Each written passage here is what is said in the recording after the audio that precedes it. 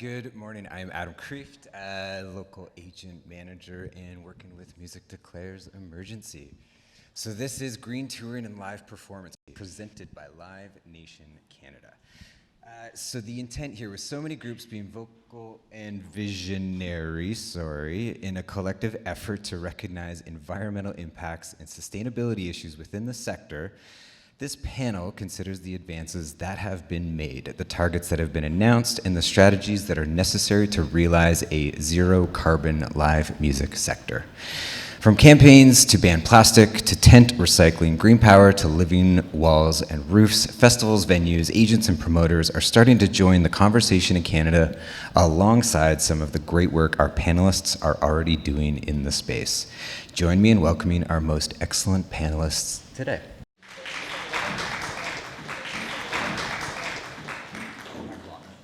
Devon Hardy, to my left.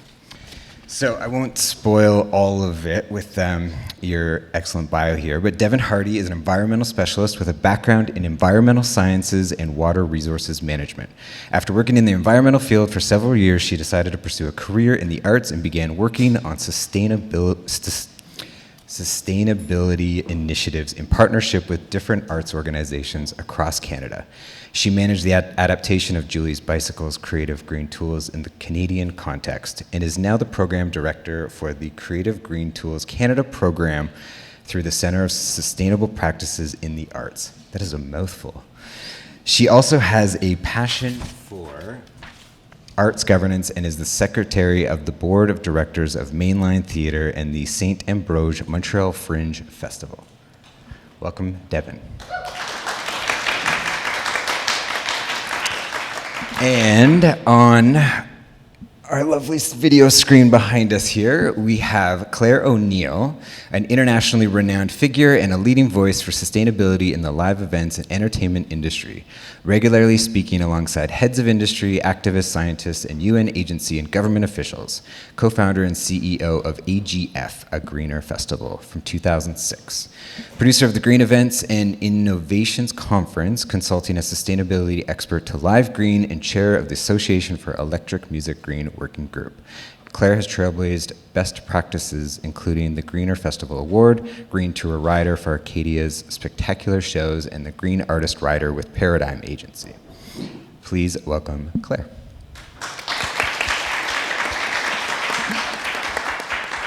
To my right, I have Katherine Carleton, has worked in the music field in Canada for over 30 years as a clarinetist, teacher, academic administrator, granting officer, and orchestra manager. She became executive director of Orchestras Canada in 2005. Whew.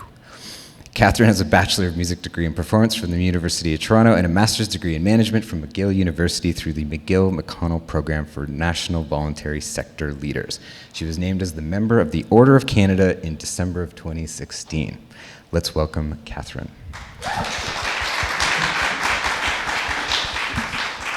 Back to our lovely Zoom wall for Marie Zimmerman, the executive director of the Hillside Festival, in which capacity she oversees outreach, finance, operations, risk management, and HR, and teaches songwriting.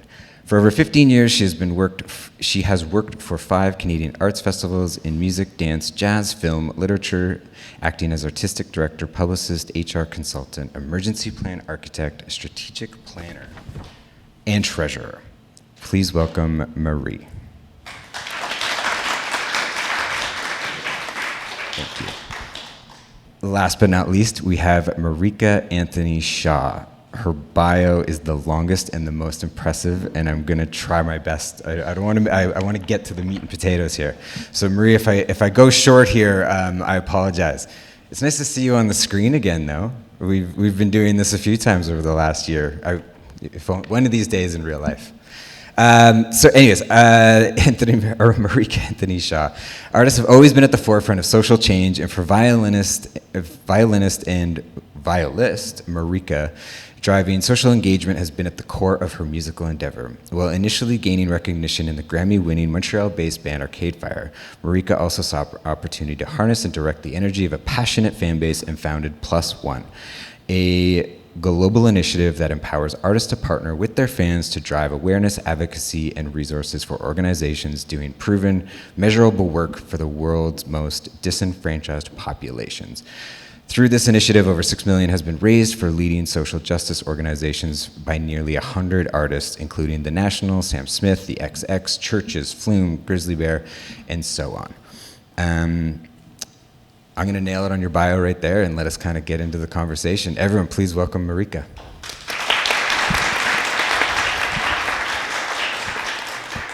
So we have so much talent and expertise and knowledge on the stage and on the screen. I'm gonna try to get myself out of the way and allow them to share and talk a little bit about what they do. Katherine, Devon, anybody want to kind of go first and sort of share a little bit on the organizations and sort of the initiatives and some of the challenges you're facing in a day-to-day? Yeah, so I work for the Center for Sustainable Practice in the Arts, and as you said, I run a program called Creative Green Tools Canada, and what we've done is we've adapted the Creative Green Tools, which were originally created in the UK by Julie's Bicycle. We spent 2 years adapting them to the Canadian context, and we now offer them for free to folks in the Canadian arts and culture sector. So our main offering is the Creative Green Tools themselves, which is it's a carbon footprinting platform that was created specifically for arts and culture. So it empowers creators to be able to understand their carbon footprint and take effective and targeted steps to reduce it. So I run the National Association for Canadian Orchestras. We've got 142 member orchestras across Canada. They range from tiny volunteer-driven enterprises to major international institutions.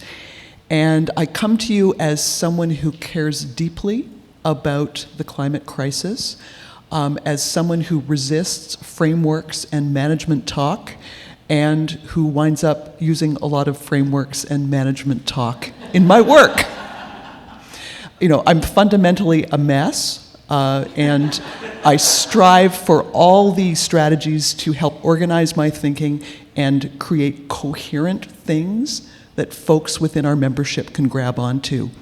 So we're very early in our journey at Orchestras Canada as an organization and collectively, I believe, as a sector. But the frameworks that I have found actually useful, given my messy habits of mind, include the following. Orchestras are collectives of artists, cultural workers, and volunteers who seek to bring beautiful things to their communities. This is not unlike anybody else in this room. Orchestras, like everyone else in this room, must be looking at creative responses to the climate crisis. What's on the program? I mean, the exciting thing about us is we convene non-trivial groups of people to come together for shared experience, whether online or in person. What we put on stage, who we invite to be on the stage with orchestras, can be tremendously symbolically and emotionally important. So focusing on climate crisis is entirely within the purview of orchestras, something that they can relatively easily take on. There are also the kinds of technical responses that people like Devon have really taken a leadership role in helping to connect orchestras to. The creative green tools are something that we are starting to use at Orchestras Canada and that we are recommending to our members as well to better understand the implications of the kinds of choices that they can make about transportation, about venues, about scheduling, a whole range of things. I think there's more challenging things that I want to talk about now that are probably the most important and the hardest. And these are the places where I'm here to seek inspiration from you in pushing and progressing my own work and thinking. It's really around orchestras and where they sit on the planet. A friend of mine once commented that orchestras are very much rooted in a Western European tradition of art making, and that some communities' sense of having arrived is to be able to order the Vienna Philharmonic in a box from Amazon have it arrive on your front porch, and you can point to it and say, it's beautiful, it's the best, it came from the place where this art form originated. It has no relationship to the community around it, but it's the best. We can point to that and say, hey, we've arrived, we're great. I call bullshit on that. I think that the notion of place-based art making is tremendously important, that if we are not reflecting and celebrating the land upon which we are and the people who surround us, we've missed the point. As I say, that's a really hard conversation for me to have with my members, but I think it's a really important one that we must embrace and understand. It also means a reconsideration of what success looks like in our field. It might not be a tour to Europe and playing in the major concert halls. It might be doing a perfectly spectacular job of engaging with people, of progressing social ideals and justice in the communities that we're based in. So that third piece around place-based art making and reflection and celebration, tough U-turn for many, but one that I think is absolutely imperative if we are to play our role. The final one, and I think probably the most important framework that I hold to, is the whole question of the human response. I talked when I began speaking about my own sort of stance, which is personally I care very much as an arts worker and as someone who's been in this field for quite a while. I still struggle to articulate, make real my own very personal and human concerns about the future of the planet and how we contribute to that. The potential of orchestras as large musical ensembles filled with passionate, caring, highly trained people is that everyone who's involved with an orchestra can be encouraged to bring their best self to work, can be encouraged to engage in these kinds of conversations, not just as violin operators on an assembly line, but as people who care deeply about the future of the planet and who see their art as a way of engaging, enlightening, and transforming the way that we collectively see the world. So those things are my sort of 4 jobs now and moving forward. I wish I could point to programs on our website that we are currently publicizing. It's starting with a charm offensive and a lot of small but pointed conversations with members. Thank you. Thank you.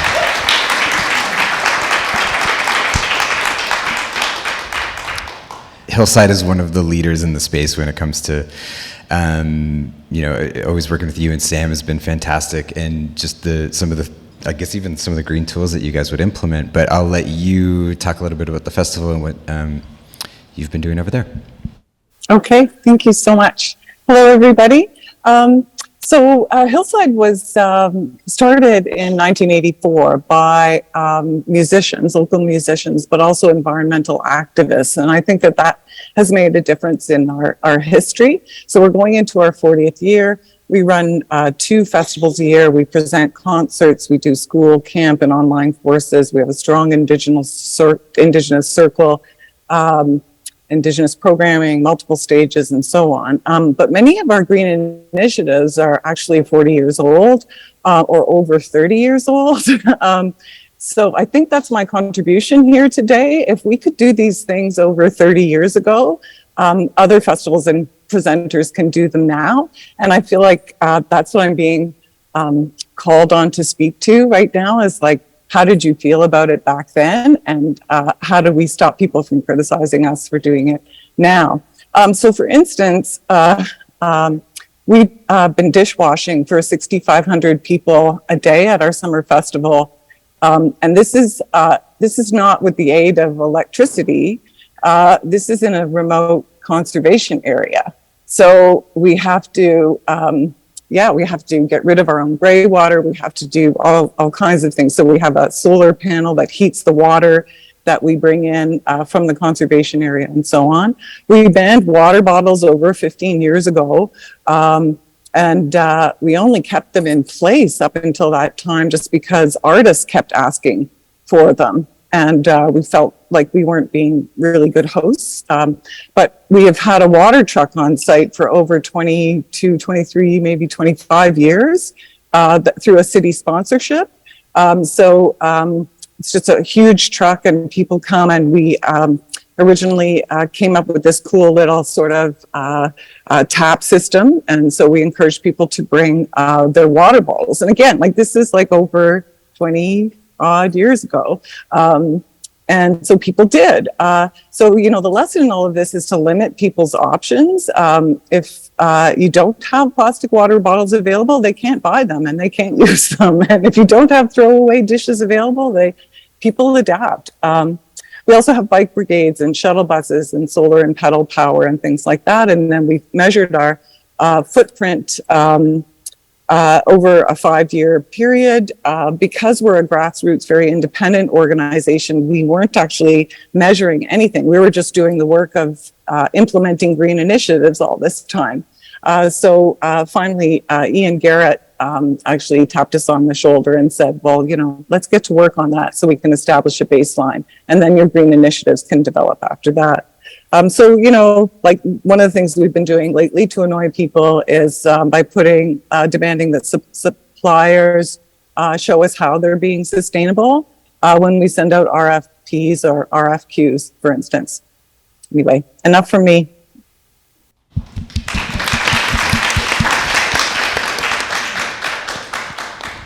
It's been great hearing all of the speakers so far today. By the way, I caught the two before our panel as well, and extremely inspiring. And the first woman who was speaking really reminded me of when I started the concept of AGF, I suppose, before I knew it was going to happen.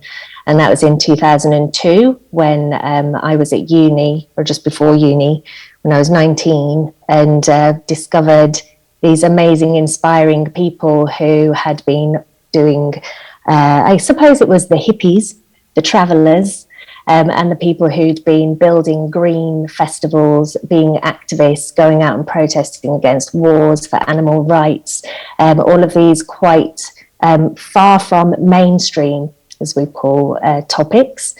And I'd go to free parties in the woods in the UK and discovered solar-powered sound systems and people really caring for each other and being very connected to the land, actually. And those groups of people that I mentioned previously in the UK are the groups that are still most connected to the land, and therefore to each other in a sense of community and a natural innate care for looking after things. It comes naturally when you're connected in that way, like Katherine was saying, with place-based.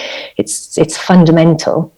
So this is what switched me on then to, I breathe the air, I drink the water, I eat food from the land. Like, we're completely connected. We really need to look after this. And my economics teacher taught me about carbon footprint, which I'd never heard of. Everything wasn't framed in carbon in 2002. And I learned about the Sustainable Development Goals. I was doing music industry management at uni, so I thought, how can I marry something that's not respected in business, considered a hippie ideal, or that kind of connection, basically something that's based on love and care is considered as weak in our current system. So how can I take something that's based upon care and a counterculture and bring it into the mainstream, where we've got major festivals who are just burning diesel generators, not really any care within the community, people being treated as consumers rather than participants or co-creators, burger vans, no plant-based food, etc. So we started by, on my dissertation, I did, should UK music festivals implement environmentally friendly practices? And obviously the answer was yes, and it showed that it was what audiences wanted, and this was the direction of travel. This was in 2005, 17 years ago. And funnily, a lot of the conversations happening now, it's like Marie said, a lot of the conversations happening now are really reinventing the wheel of what was being done previously. And it's the same things trying to be solved, such as you'll have endless conversations about cups, about renewable energy, about having slower tours, or not needing to fly around everywhere with tons of equipment. You know, these things have been done for many years. Anyway, that was just to set the background a little bit. AGF was founded, I guess, officially in 2007, and that was when we started the Greener Festival Awards. So we went into festivals all around the world. I think there was Bonnaroo, maybe there was Glastonbury Festival, Reading and Leeds, over in Australia, Rainbow Serpent, all came on board because they wanted to show either what they were doing already or learn what else they could do. And it was a very simple checklist. You know, do you have plant-based food, vegan food, as we call it at the time? Do you have renewable energy? Do you have recycling? It's so basic. And over time, it built up and up and up to the point that we started an international training program for assessors. So anywhere in the world, you can become an assessor and then go into your local festivals, events to audit them, essentially, and then give feedback and advice. We've now assessed over 1,000 events all around the world, and we started to work with events, tours, sports industry. We've now got the Greener Arena certification as well. And ultimately what we're trying to do is get all of these different pieces of the ecosystem of the industry to start pushing in the same direction. Because for a long time, people pointed at one another and said, oh, well, we can't do anything until they do. And it's their fault over there because they're causing this problem. And so, but not realizing actually everyone's trying to achieve the same thing here. So let's coordinate and work together and be honest about the problems and then find a way to shift it. So we do the certifications, we do the training and education.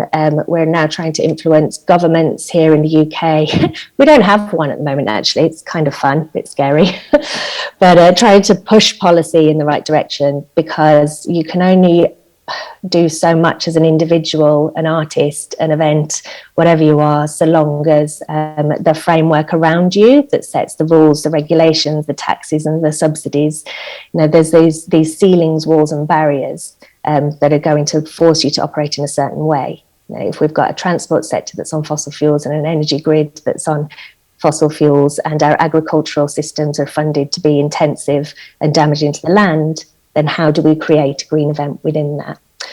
So this is the area where we're starting to push now of engaging people on the ground, getting the industry to work together, and then using that almighty force and hence responsibility that we have to make change on a political level so that we can get on with doing the really important and really difficult work that we need to do, essentially.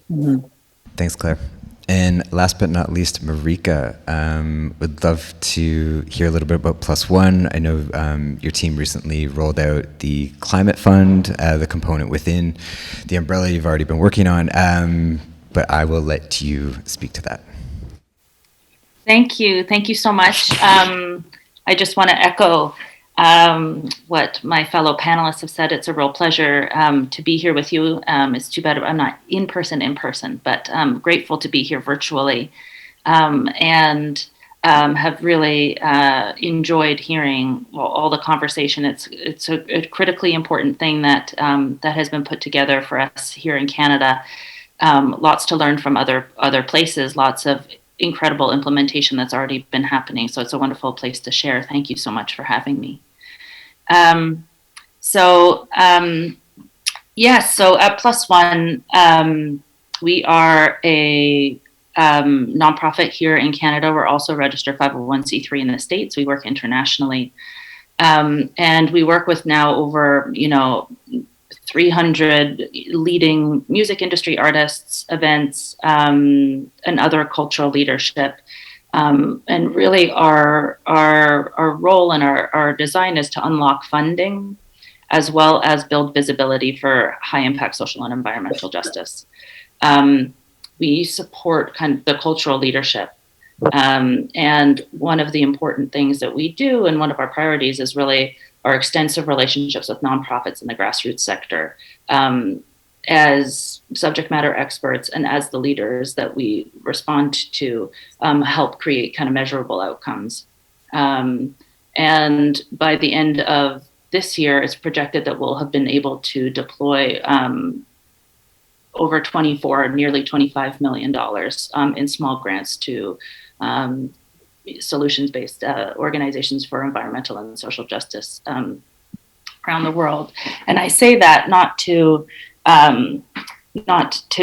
toot our horn or our partner's horn in any way, but I actually say that because of an incredible amount of potential and power that comes with the collective action of our industry, of the artist industry and of the cultural sector.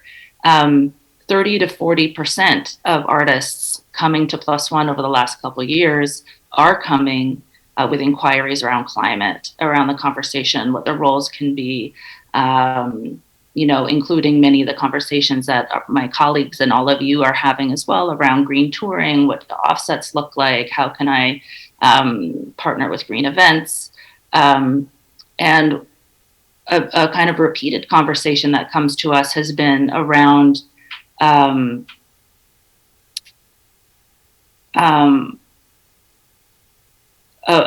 gap between this desire to do something or this desire to participate and access to some of these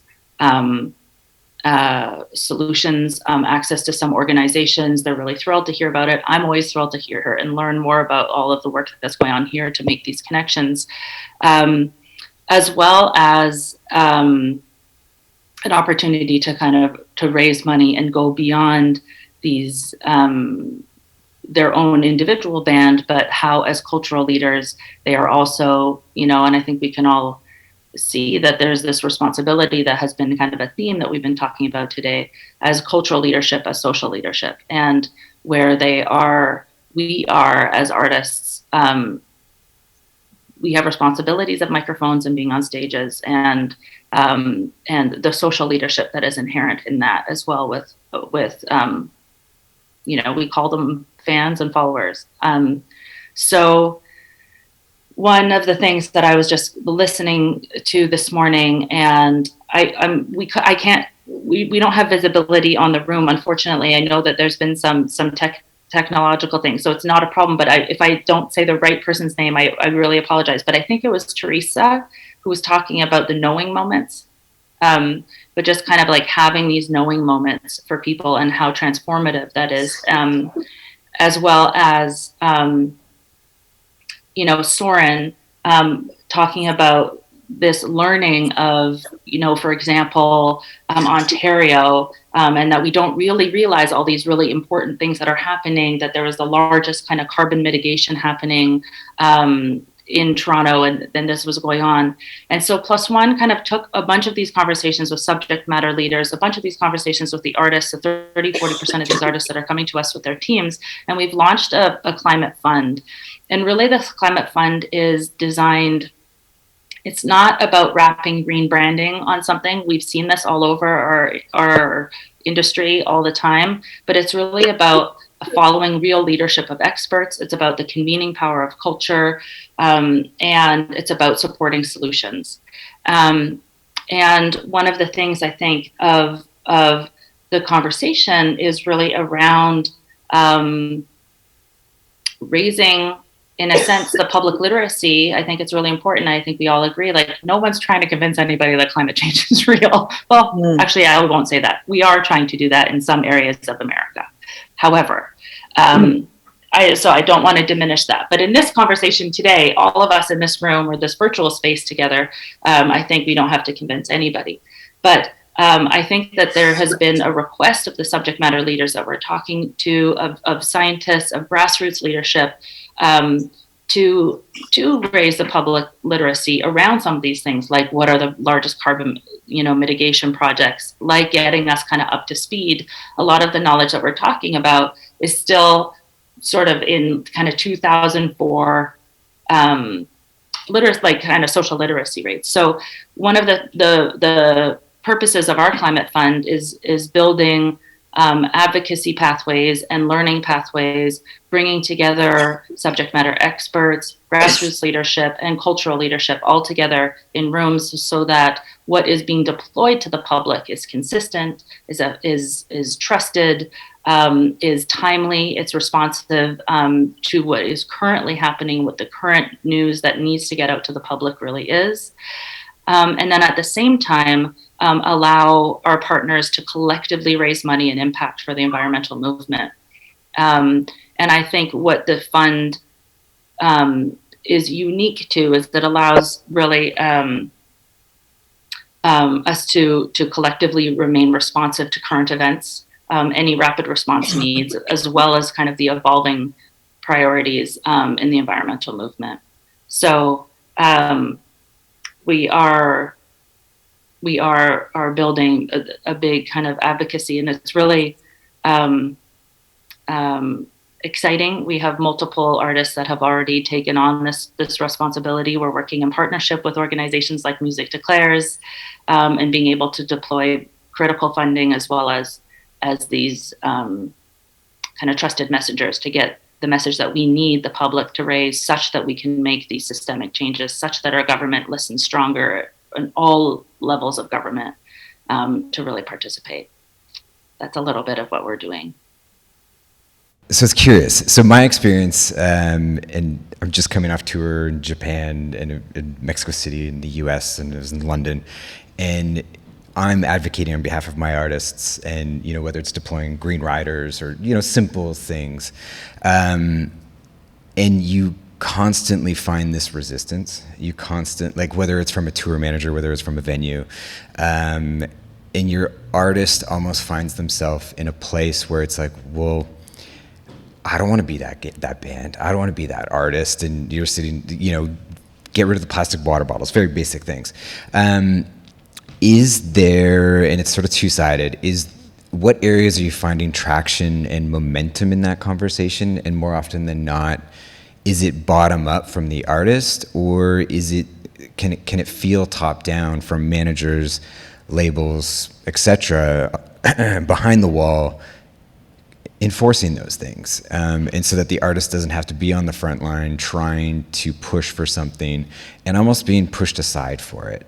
And maybe that's on the green tool side. Is there, what can you share with an artist that goes, here's how to approach this subject? Because as a manager, I've had my own challenges with it. I think in terms of whether it has to be bottom up or top down, I think that it should be both. I've talked to a lot of artists who say like, well, we can't really influence what takes place in a venue.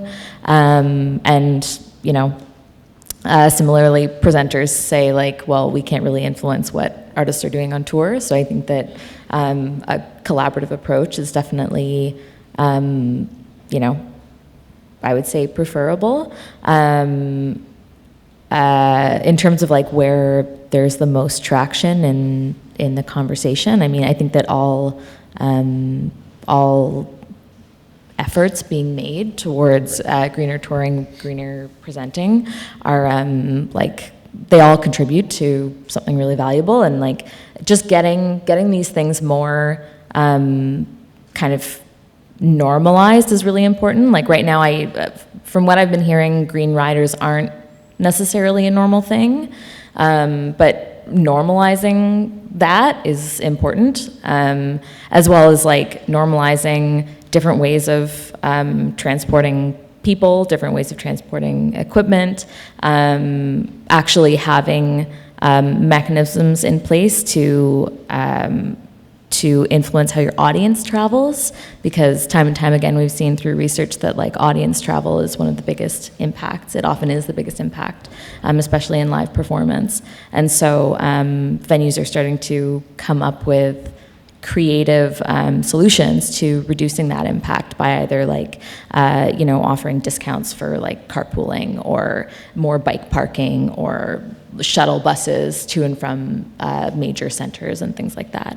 I think that just kind of getting those things more and more normalized in everybody's minds could have a really big impact. Yeah. Is there anything on the venue side? Yeah. There you go.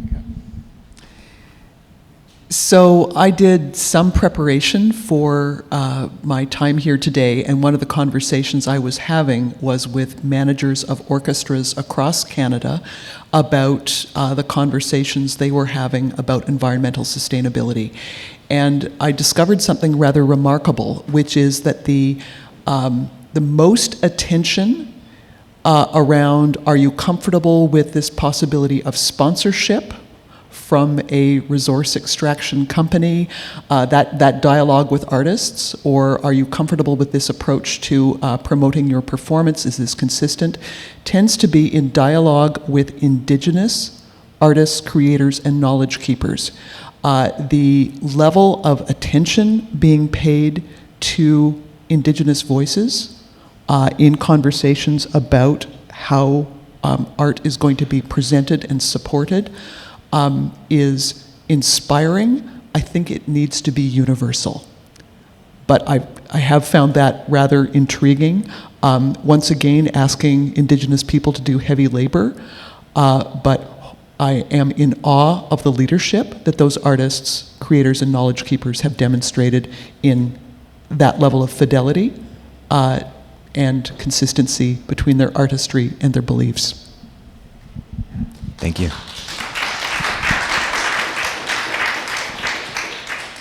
That's amazing to hear, by the way, Katherine. It's quite profound to realise that that's the way that it's unfolding. I hope it does become standard. So I wanted to give an example on, we did the Bring Me the Horizon tour, the first arena tour that came back in the UK. And the approach to it was to not get it to be led by the artist, but instead, amazingly, Jamal Chalabi was the tour manager, and we'd spent the last 18 months doing the tour production group during the pandemic, looking at various issues, one of which was sustainability. And he was completely enraptured and inspired and was like, right, we're going to do this.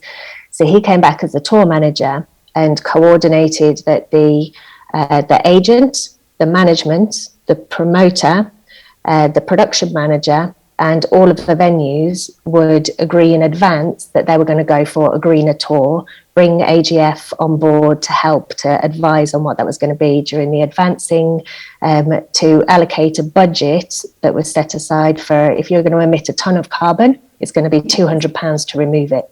So if you need to make a decision that's going to avoid a ton of carbon, so long as that decision is less than £200, it looks like a saving on the tour budget rather than a loss, which helped a lot in getting some of the decisions made.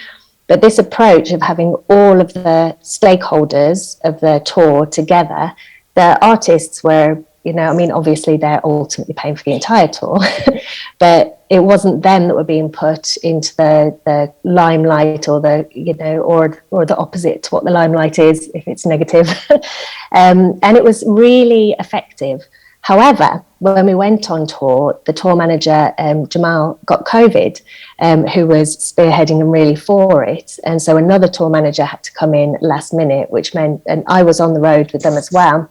And that made doing some of the work a bit harder because it wasn't being led from the chief, so to speak, from the top of the tour group. So that meant that I did, in some respects, have to be the baddie. But I just thought to myself, it's not my responsibility to be here to be everybody's friend, all through the tour. Actually, it's much more important that we make these changes. So, for example, we were going almost 100% vegan with the touring group of 80 people. We'd changed all of the trucking fuel to be HVO instead of diesel. We reduced the number of trucks, but we liaised in advance with all of the suppliers and said to them, we're not here to tell you what to do. There's things that we're going to do as the tour and production and when we're on the road, but you are the experts in your area, so you tell us what you need us to do or what you think will be the best so that we can change this together. And it was the same with the venues. And then we separately went to the venues to do the greener arena. So we've got the artists on the one hand and the tour and production going in saying, we want this to be achieved when we come in.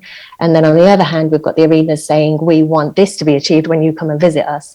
And if you're making them the same, but from two sides of the coin, then it starts to flow much more smoothly.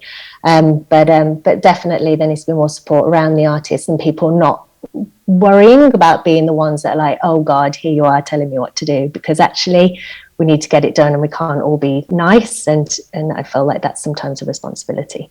Yeah, I mean, in the culture of every dollar matters, and I'm sure, Marika, when you're talking about $1 on every ticket, it is a grind. And as an agent, it's just every dollar is, you're trying to extract all of it, but yet give it back in a creative or meaningful way.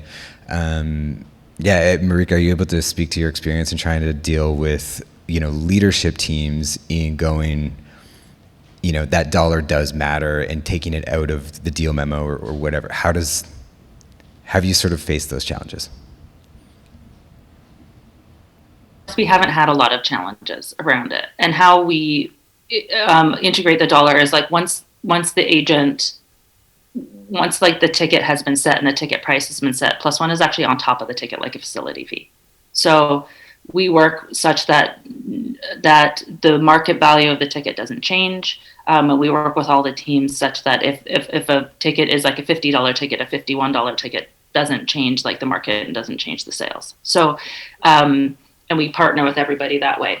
In the 4 million tickets that we've participated on over the last almost 9 years, there have been not a single complaint from any of the parties there.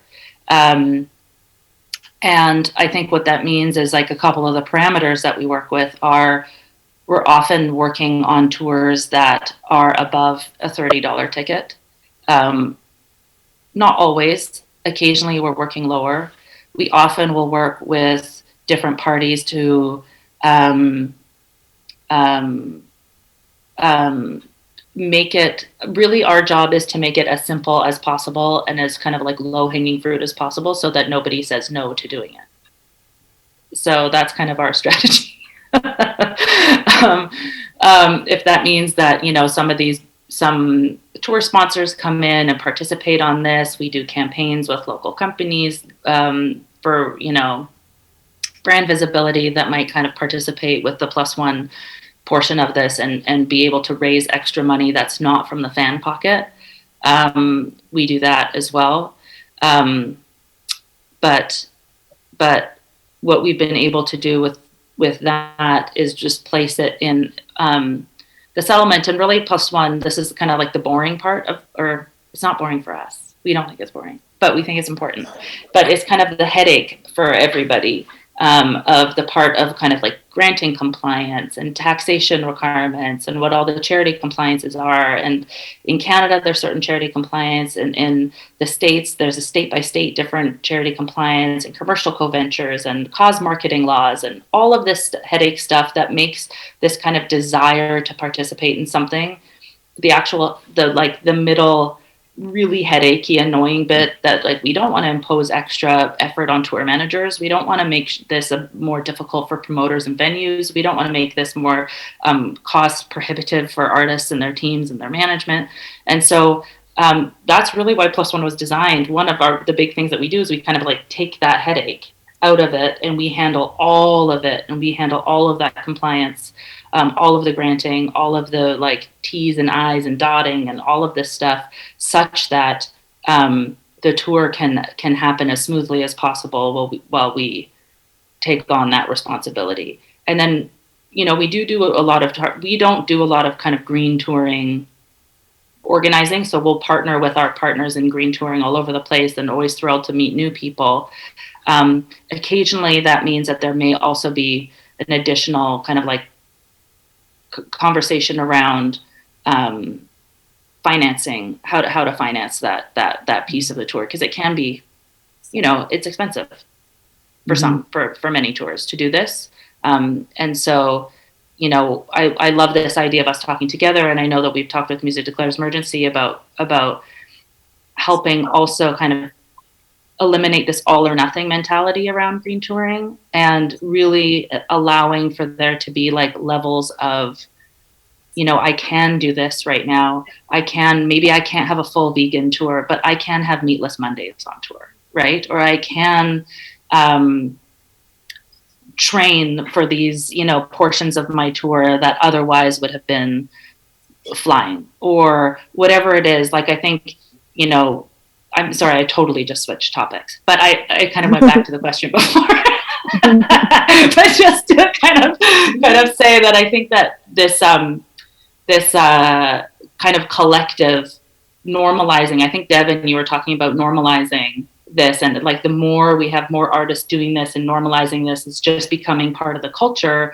I think that these individual actions of either putting ourselves out there or requiring some kind of like fight or bravery or additional headache, that's really our job in the industry, like all of us on this screen and on this panel, to kind of like encourage folks that the all or nothing mentality doesn't have to exist anymore, that whatever we can do it, and that starts to normalize. And these individual actions can seem small, but the collective really, really is powerful. Like that's the whole point of individual action, is that if we more and more and more and more of us do it, and we're sharing this with our friends and we're doing it, it is powerful. And I'm only also seeing that from like $1 off of one ticket is like literally nothing.